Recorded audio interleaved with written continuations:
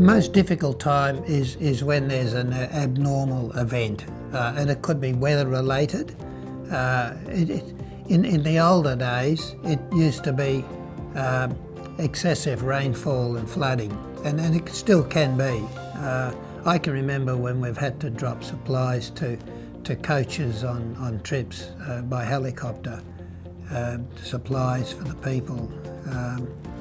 And I can remember receiving a phone call from some very agitated person saying, "Bring in the choppers and get me out of here. You know, I've got to catch a flight home to America," or wherever they came from. So, yeah, that's part of the story.